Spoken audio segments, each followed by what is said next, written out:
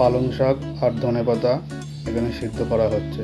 নমস্কার বন্ধুরা, আমি অমিত, আপনাদেরকে আমার চ্যানেলে স্বাগত। আজকে আমি নিয়ে আসলাম আপনাদের জন্য অনুষ্ঠান বাড়িতে কীভাবে পনির পাসিন্দা তৈরি করা হয়।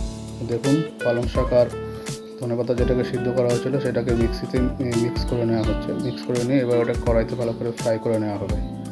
তো আপনারা দেখতে থাকুন। যদি ভালো লাগে অবশ্যই লাইক করে দেবেন এবং কমেন্ট বক্সে কমেন্ট করে জানাবেন আপনাদের কেমন লাগলো। আর আমার চ্যানেলে যারা নতুন, চ্যানেলটি অবশ্যই সাবস্ক্রাইব করে অল নোটিফিকেশনটি অন করে আমার পাশে থাকবেন। তো এখানে পুরটা তৈরি করা হচ্ছে, দেখতে পাচ্ছেন কীভাবে পুরটা তৈরি করা হচ্ছে। তো দেখুন, আশা করি ভালো লাগবে। আর যদি ভালো লেগে থাকে তো অবশ্যই চ্যানেলটি সাবস্ক্রাইব করে দেবেন এবং লাইক করে দেবেন আর শেয়ার করে দেবেন, অন্যদেরকে দেখার সুযোগ করে দেবেন।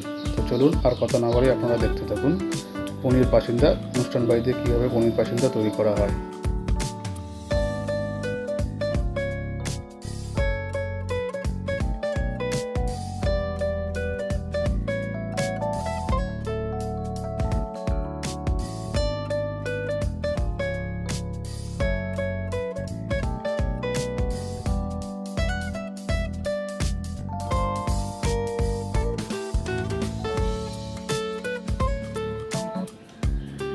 পনিরের মধ্যে পুরটা দেওয়া হচ্ছে, দেখতে পাচ্ছেন কীভাবে পনিরের মধ্যে পুরটা দেওয়া হলো।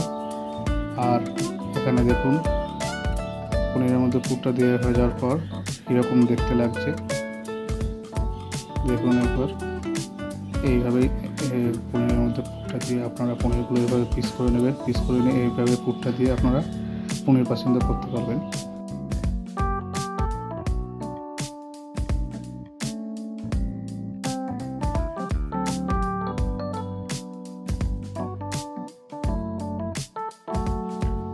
এখানে পনির পাসিন্দাটা ফ্রাই করার জন্য যে ব্যাটারটা দরকার, সেই ব্যাটারটা তৈরি করা হয়েছে। দেখুন, এই ব্যাটারটা তৈরি হয়ে গেছে। এই ব্যাটারের মধ্যে চুবিয়ে পনির পাসিন্দাটা ফ্রাই করা হবে। তো দেখুন, এই দেখুন কীভাবে ব্যাটারের মধ্যে চুবিয়ে কীভাবে পনির পাসিন্দাটা ফ্রাই করা হবে। তো আপনারা দেখতে থাকুন। যদি ভালো লাগে অবশ্যই লাইক করে দেবেন, কমেন্ট বক্সে কমেন্ট করে জানাবেন এবং যদি আমার চ্যানেলে নতুন হন তো অবশ্যই চ্যানেলটি সাবস্ক্রাইব করে অল নোটিফিকেশন আইকনটি অন করে দেবেন। আর আপনাদের বাড়িতে যদি কোনো রকম অনুষ্ঠান থেকে থাকে, যেমন বিয়ে, বিবাহ বার্ষিকী, অন্নপ্রাশন, জন্মদিন, উপনয়ন, পৈতে, বাৎসরিক উৎসব, গৃহপ্রবেশ, তো ডেসক্রিপশনে আমাদের ফোন নম্বর দেওয়া রয়েছে, আপনারা আমাদের সঙ্গে যোগাযোগ করতে পারেন।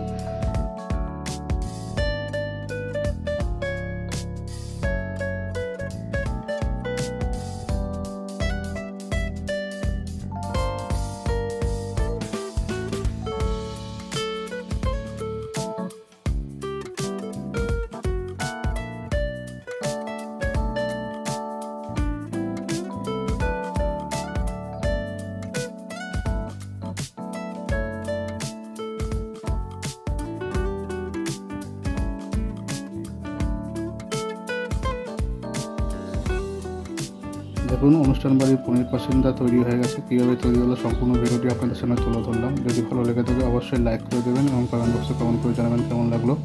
আর আমার চ্যানেলে যারা নতুন, চ্যানেলটি অবশ্যই সাবস্ক্রাইব করে অল নোটিফিকেশন আইকনটি অন করে দেবেন। তো আজকের মতো এখানেই শেষ করছি। আবার দেখা হচ্ছে অন্য কোনো ভিডিও নিয়ে। ততদিনের জন্য আপনারা সবাই ভালো থাকবেন।